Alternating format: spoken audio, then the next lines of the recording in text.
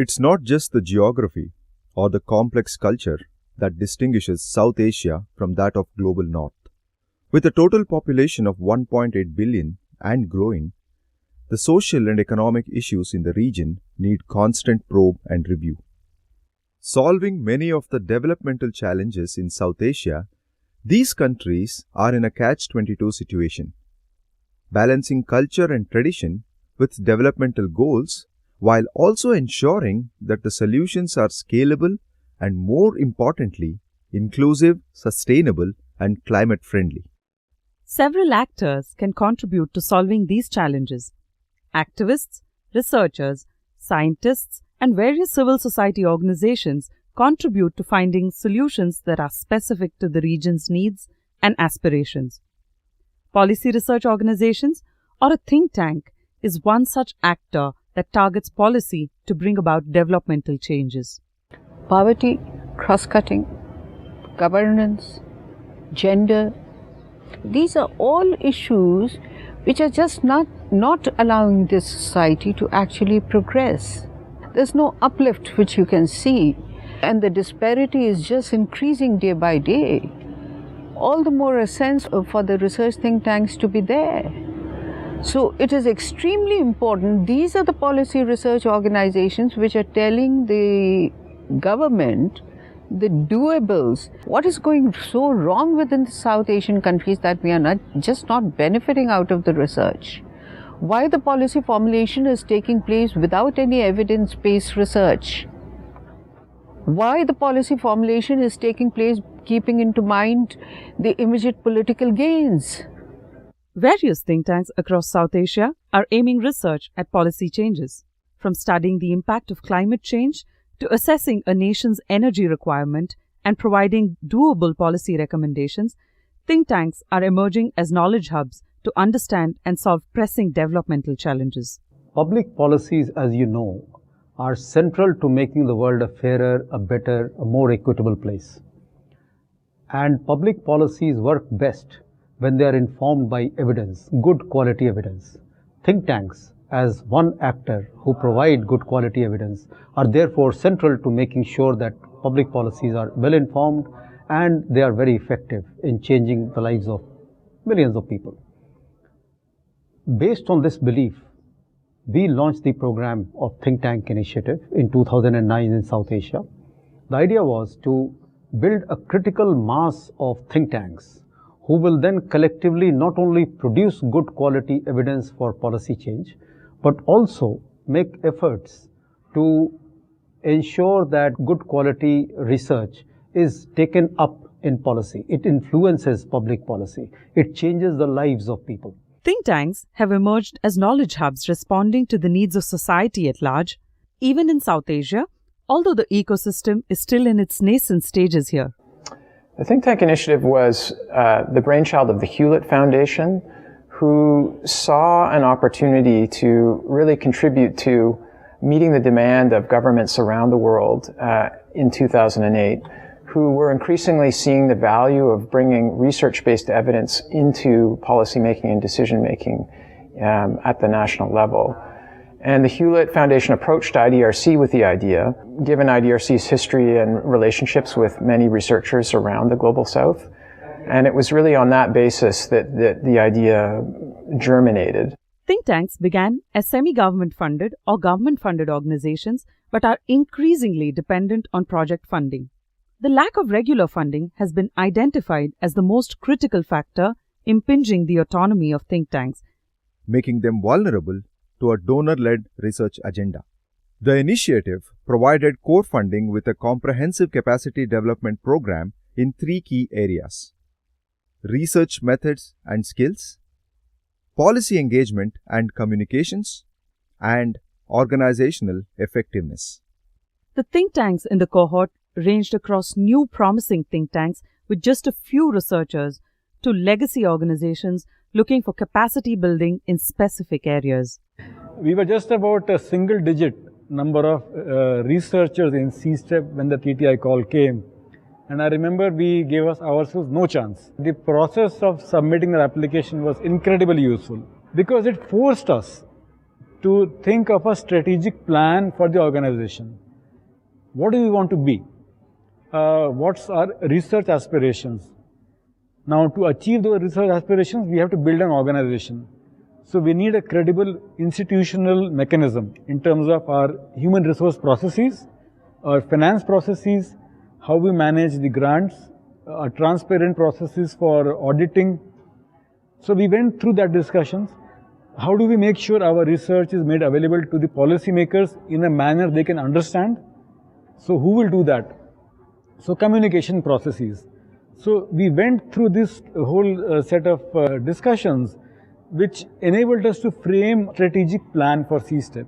Now, if TTI had not been there at that point of time, we still might have done a strategic plan, but maybe in future. The IDRC application forced us to think of those crucial questions which are important for us. In that sense, I say with confidence, even if we had not got the TTI grant, that process of applying was incredibly useful to us to think through those crucial questions. NCR today is a different institution than I think it was 6 or 7 years back. The biggest change I suspect that's happened is in terms of our vision of who we are and what we are, and most importantly how we fund ourselves. From being completely project driven to we have now received significant sources of funding where we are able to build longer programs of work which allow us to hire people and recruit talent for much longer periods of time. They have stability in what they do. We have much greater freedom in setting our own agenda. We are able to then decide how we want to best disseminate this information because we are in control of it. So I think this is the biggest change that's happened at NCR, led by the availability of core support. Understanding the nascent ecosystem in South Asia, the initiative focused on building strong foundations for long-term sustenance of think tanks. This ensured that the think tanks were able to contribute to a larger political and developmental ecosystem in South Asia.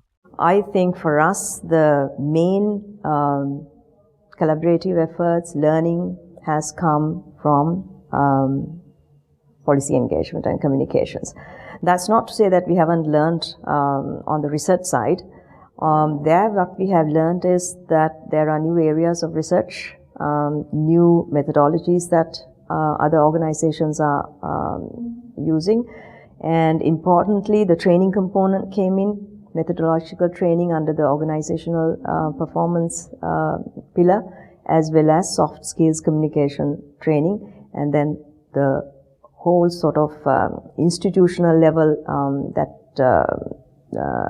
system changes that we had done to monitor the research progress through time tracking systems and all of that, and of course on the communications level to go and meet the media, to meet the minister one-to-one meetings in order to get the research evidence out into the public domain. So in many, many ways, all of those threads came together.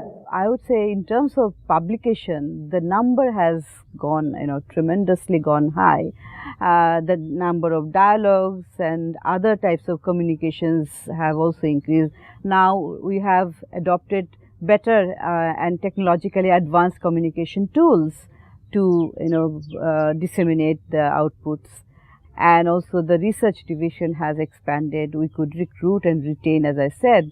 That's also true for the administration division. So the size has actually increased, and with the size, the amount of resources have also increased. When we got TTI, it was 30% of our total budget. Now it's about 15 to 20%. So in terms of finance also, we could increase or expand over the years. But what makes a good quality think tank?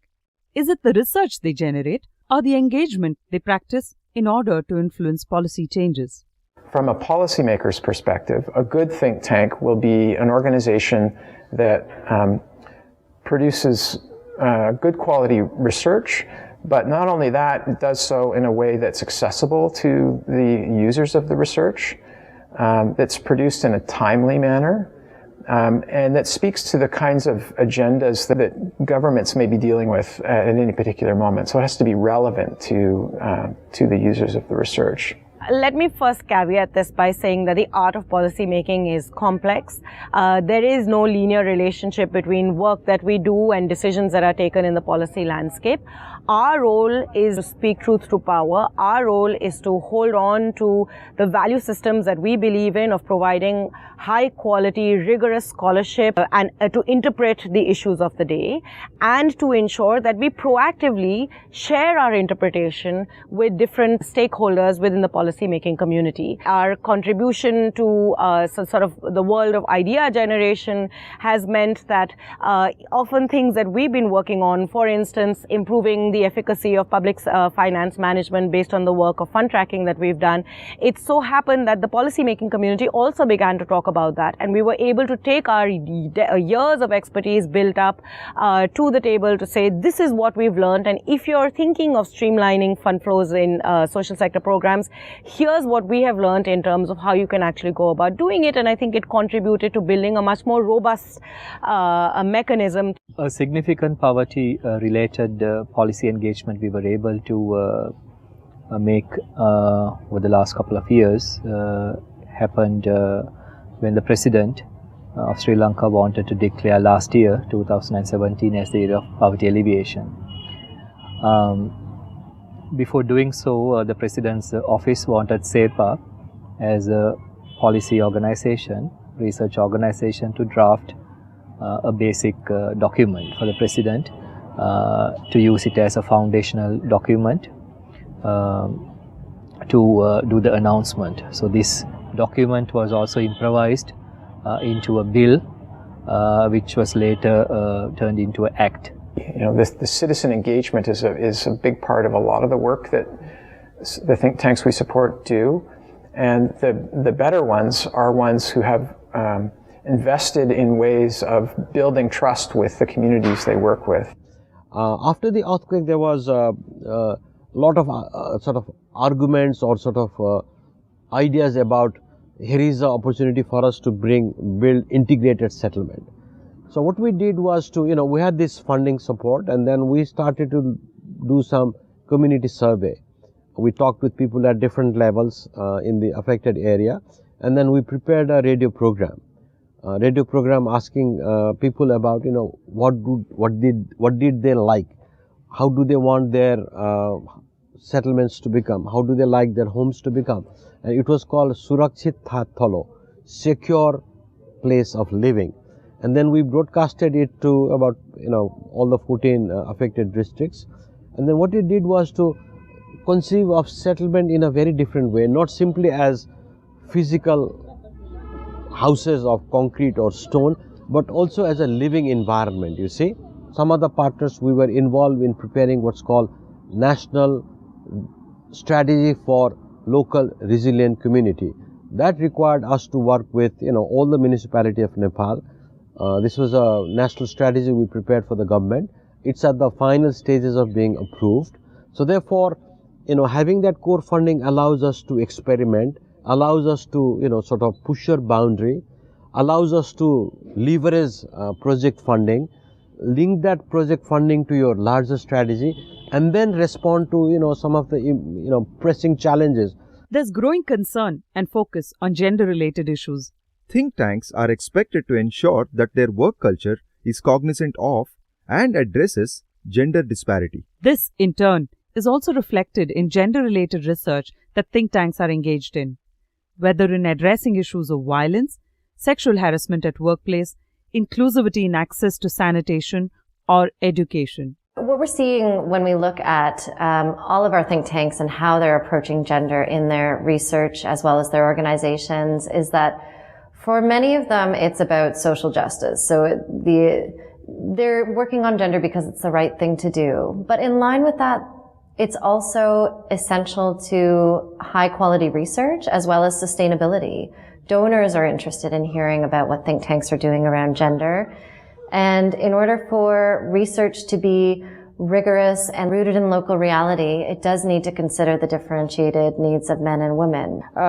Think tanks are also part of the society where we live in, so they're not they don't work in a vacuum. They're not over and above reflecting the social attitudes. Most think tanks in our cohort have a process in place for any kind of harassment based on gender, whether it's on the basis of your, of whether you're male or female, or also whether you're, on the basis of caste, class, race, comments made on that, or behavior, indeed, that shows there is some sort of discrimination. All our think tanks almost have systems in place to do this. Think tanks face several challenges when it comes to funding, affecting both stability and independence of their research and their ability to go beyond research to influence change in policy. As a cohort, the think tanks have some distance to go to convince the investors of their value proposition. That's my personal view. We need to do that extra effort to convince them that, look, we are a credible knowledge provider in giving evidence-based objective studies which enrich policy, and therefore you need to invest in them. Now, for example, in TTI, we are getting money from foreign philanthropies like Gates Foundation, like Hewlett Foundation, etc. So they are convinced about the need to invest in Indian think tanks. A similar effort has to be made to convince our Indian philanthropic institutions that you need to invest in institutions with a slightly longer term time for payback. Governments are going to have to think through the whole question of financing knowledge systems. And it doesn't necessarily mean that they themselves are going to be the only ones to do that. There have been active conversations with domestic philanthropy and the private sector who are likely also going to have to play a role in helping to finance and facilitate research as a social good, in the same way that there's broader discussions around corporate social responsibility. What role can corporates play in helping ensure the research gets generated to address the policy challenges that it's in everybody's interest to solve and address. The success of the think tank initiative and its model of co-funding is evident with organizational and developmental changes in the think tanks. All the think tanks in the TTI cohort have expanded to accommodate more funding and reduce the dependency on core support provided. This is the success of the think tank initiative. What we know for sure through this experience of 10 years in the program is, one, core support works. It works beautifully, it works wonderfully for think tanks. Project grants, research grants cannot be a substitute to core support. That's the most important lesson, if you ask me, we have learned. Second thing we have learned is how leadership is critical to strengthening of think tanks, not only internally as an organization, but also institutionally, being more and more effective in the context in which they operate. Leadership and governance, critical. The third important lesson that we have learned is how it's important to engage across borders, engage across institutions, engage across boundaries, learn from each other, and become collectively more effective and collectively stronger. Sustainability cannot be attained overnight. Sustainability cannot be attained only through project grants. Sustainability, unfortunately, also cannot be attained until public monies get involved, until corporate philanthropists also get involved. So in a way, this is my appeal based on our experience and learning from the program to all of the stakeholders. It's important that think tanks are strengthened such that they can continue to play the very important role they are playing in the wider globalized context of the world today. We all have to play our role, and it's very important that these learnings are used and integrated in future program designs, not only of public agencies, but also of international donor community. From expanding research areas to putting in place robust processes for quality and engagement, think tanks have demonstrated growth and brought changes to policy. The think tank initiative comes to an end in 2019.